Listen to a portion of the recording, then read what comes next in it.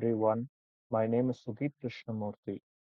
I am an Evernote certified expert and also the founder and admin of the sub r slash Evernote Positive, a sub which I have been running for almost a year, helping a lot of Evernote users uh, with a lot of workflows and providing them various informations, workarounds, um, and illustrations, and in general, a more positive environment as to how they can better their Evernote experience.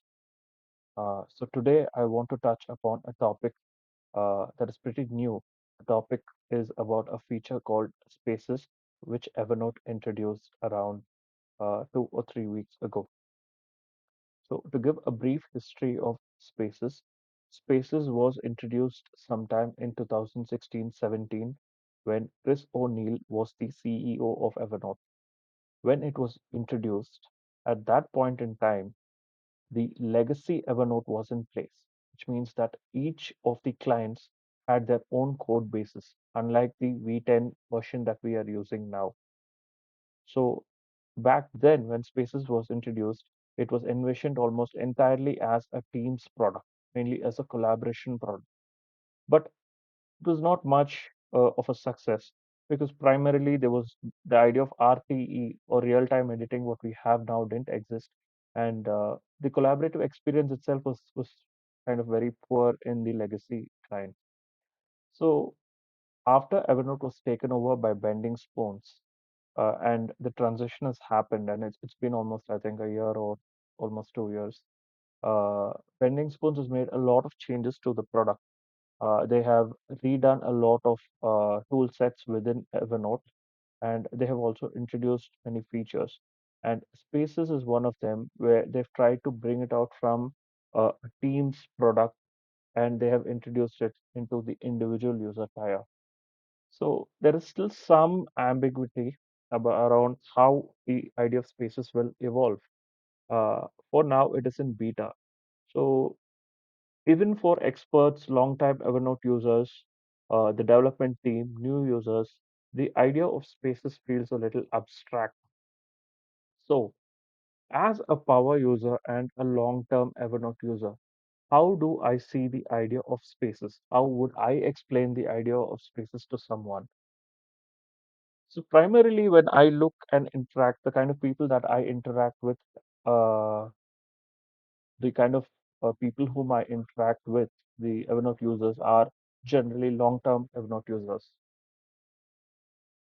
And uh, so I will try to illustrate my idea of Spaces using these couple of screenshots. I'm not even going to open the Evernote client.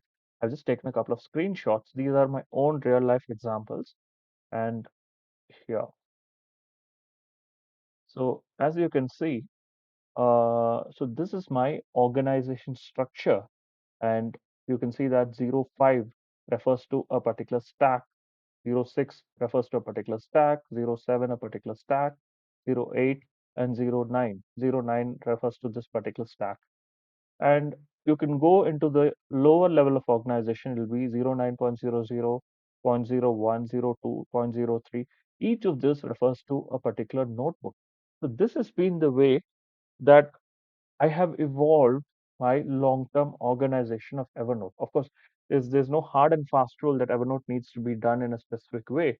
But given the impetus that Evernote has in my life, I find it a lot more easier and to organize stuff in a specific way so that navigation and information retrieval becomes a lot more easier for me.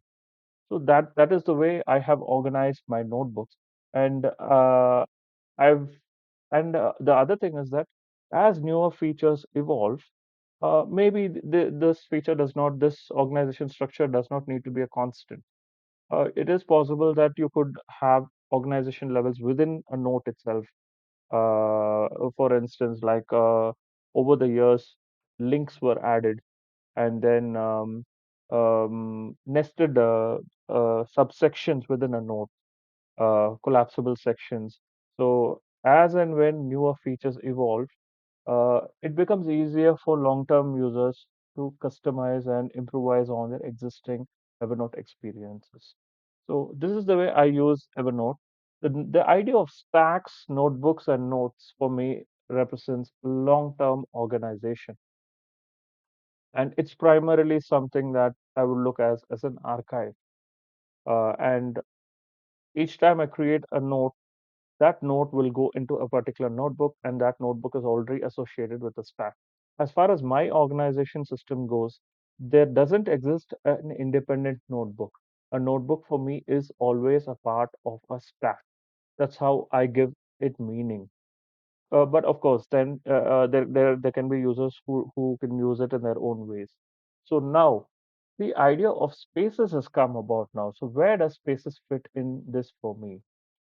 So for me, the way I look at spaces is I look at more not in terms of organization or not in terms of long-term archival. I am looking at it from a navigation perspective and ease of use perspective. So if I have 50 notebooks in a stack, it may not be necessary for me to keep interacting with all those 50 notebooks on a day-to-day basis or on a periodical basis. Maybe in that 50 notebooks, possibly 40 or 40 plus notebooks are already at the archival stage. So I may not have an immediate purpose for them now. The only purpose that I may have is to retrieve older notes. But there might be 3 or 4 notebooks in that stack, or possibly 2 notebooks from one stack and 2 notebooks from another stack that I use on a day-to-day purpose for a particular task. For instance, okay. So I will take you and I'll show you another screenshot. Um,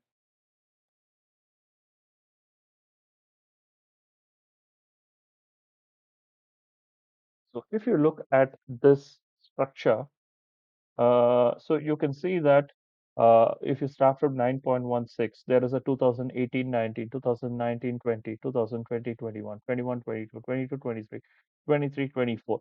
All these are yearly accounts of some particular purpose, whatever it has served.